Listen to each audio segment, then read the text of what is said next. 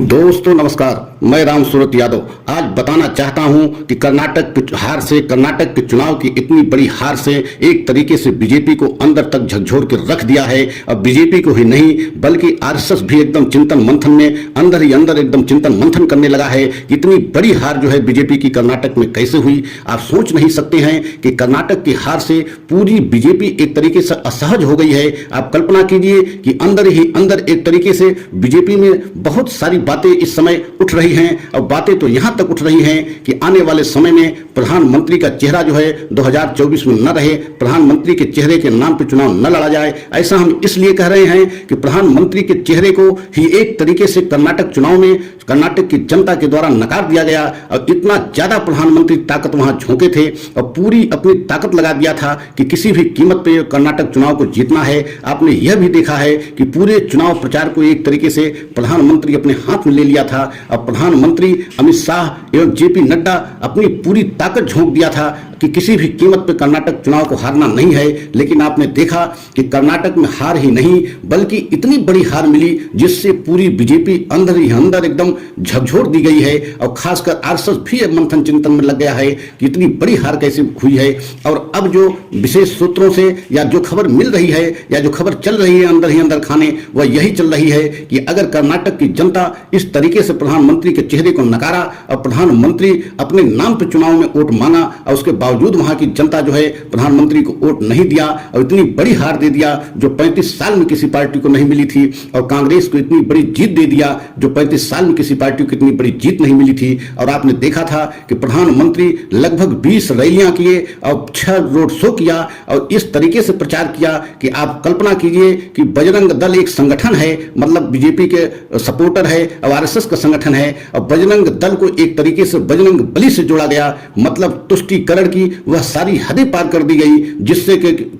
चुनाव किसी न किसी कीमत पर बीजेपी जीतना चाह रही थी। लेकिन इसके बावजूद जो है चुनाव बीजेपी नहीं जीती। प्रधानमंत्री चुनाव में अपने नाम पे वोट मांगा और यहां तक चुनाव प्रचार में कह दिया कि जब आप लोग जो है चुनाव वोट देने जाएं, ईवीएम की बटन दबाएं तो बटन दबाते हुए बजरंग बली का नाम लेकर के कांग्रेस को सजा दीजिए और कांग्रेस को भारी मतों से हराइए। आप कल्पना कीजिए कि इतना सब कहने के बाद कर्नाटक की जनता एक तरीके से बीजेपी को इतनी बड़ी हार दिया और एक तरीके से सजा भी प्रधानमंत्री मोदी को दिया कि उनकी अपील को स्वीकार नहीं किया और इतना सब कहने के बावजूद इतनी बड़ी हार जो है बीजेपी को दे दिया। तो अब जो है बीजेपी में यह मंथन शुरू हो गया है, आरएसएस में भी ये मंथन शुरू हो गया है कि आने वाले समय में अभी जो है दक्षिण के एक तरीके से दक्षिण भारत के बीजेपी के दरवाजा बंद हो गया, क्योंकि दक्षिण भारत में कर्नाटक एक ऐसा राज्य था बीजेपी के हाथ में जहां बीजेपी की सरकार थी और वहां भी बीजेपी की सरकार चली गई। मतलब कर्नाटक से एक तरीके से दक्षिण भारत की शुरुआत होती है और कर्नाटक में इतनी बड़ी हार मिल गई।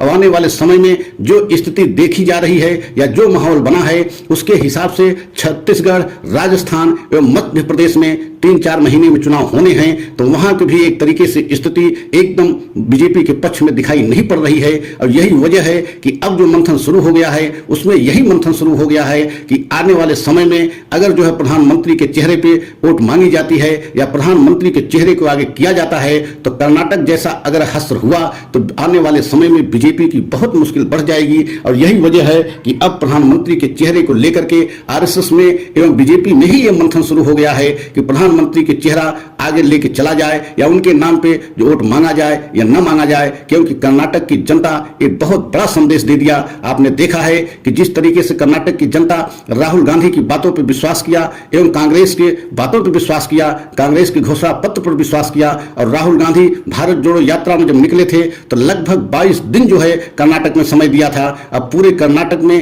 पैदल चल करके ये बताया था कि किस तरीके से इस समय पूरे देश में महंगाई और बेरोजगारी को लेकर के बीजेपी आई है, जिससे पूरे देश की जनता त्राहिमाम कर रही है। और कर्नाटक के सरकार पे एक ऐसा लेवल जो है भ्रष्टाचार का लगाया और वहां की जनता इसे स्वीकार भी किया और माना भी कि यहाँ की सरकार एक तरीके से 40% कमीशन की सरकार बनकर रह गई है। और यही वजह है कि इसी बात को जो है हर मंच से राहुल गांधी एवं कांग्रेस के और बड़े लीडर उठाते रहे और राहुल गांधी की बातों पर, प्रियंका गांधी की बातों पर पे, मल्लिकार्जुन खड़गे की बातों पे वहां की जनता विश्वास किया, कांग्रेस को इतनी बड़ी जीत दिया कि आने वाले समय में अब कांग्रेस ही कर्नाटक का विकास करेगी। तो जिससे बहुत बड़ा एक संदेश गया और पूरे देश की राजनीति में एक ऐसा संदेश गया कि 2014 से अब तक में जो सबसे बड़ी हार बीजेपी को मिली है वह कर्नाटक में मिली है। अब इतनी ज्यादा जो है अपील करने के बाद या पूरी ताकत झोंकने के बाद इस तरीके से प्रधानमंत्री को और किसी प्रदेश में हार नहीं मिली थी, लेकिन कर्नाटक में जिस तरीके से प्रधानमंत्री जी को हार मिली है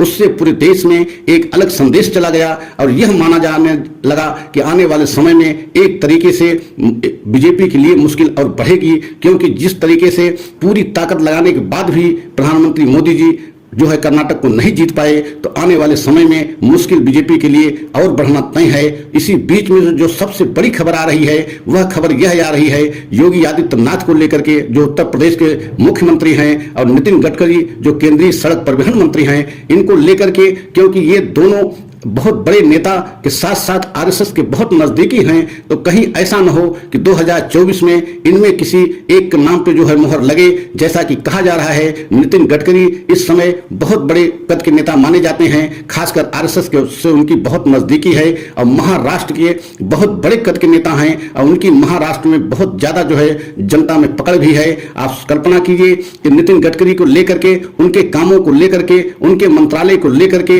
विपक्ष के भी सभी जो है नेता तारीफ करते हैं कि नितिन गडकरी का काम, एक बीजेपी में ऐसे कैबिनेट मंत्री हैं जिनका बहुत साफ सुथरा है। तो ऐसे समय में अब एक मंथन का दौर शुरू हो गया है, खासकर आरएसएस में, कि कहीं आने वाले समय में नितिन गडकरी के चेहरे पे चुनाव न लड़ा जाए, क्योंकि आरएसएस को अब लग रहा है कि जिस तरीके से कर्नाटक में हार मिली है उसको देखते हुए आने वाले समय में अगर मोदी के चेहरे पर खासकर 2024 के लोकसभा चुनाव में जाते हैं तो उसमें बीजेपी को झटका लग सकता है। तो हो सकता है जिस तरीके से चिंतन मंथन आरएसएस में चल रहा है और बीजेपी में भी चल रहा है, और वैसे भी बीजेपी और मोदी के रहते हुए बड़े बड़े फैसले लिए जाते हैं, चौंकाने वाले फैसले लिए जाते हैं जिसे जनता कभी कल्पना भी नहीं कर सकती, राजनीतिज्ञ पंडित भी कल्पना नहीं कर सकते हैं। तो हो सकता है कि आने वाले समय में कहीं नितिन गडकरी का चेहरा 2024 में आगे न किया जाए और 2024 में नितिन गडकरी के चेहरे पर चुनाव न लड़ा जाए, इसमें भी कुछ गलत नहीं होगा, क्योंकि जिस तरीके से आरएसएस से उनकी नजदीकी है और खासकर आरएसएस के मोहन भागवत से उनका बहुत नजदीकी संबंध है, उसको देखते हुए यही कहा जा रहा है कि हो सकता है नितिन गडकरी का चेहरा आगे किया जाए या योगी आदित्यनाथ का चेहरा किया जाए, क्योंकि योगी आदित्यनाथ भी हिंदू एक तरीके से चेहरे के रूप में बहुत बड़े नेता माने जाते हैं। तो आने वाले समय में एक तरीके से स्थिति यही बनती नजर आ रही है कि हो सकता है कि प्रधानमंत्री मोदी जी का चेहरा पीछे किया जाए और इन दो लोगों में से किसी एक का चेहरा आगे किया जाए, चाहे नितिन गडकरी के किया जाए या योगी आदित्यनाथ का किया जाए। तो यह सच अगर सभी देशवासियों को अच्छा लगा हो तो लाइक सब्सक्राइब करते हुए कमेंट अवश्य करें, अगले सच की प्रतीक्षा करें। जय हिंद, जय भारत।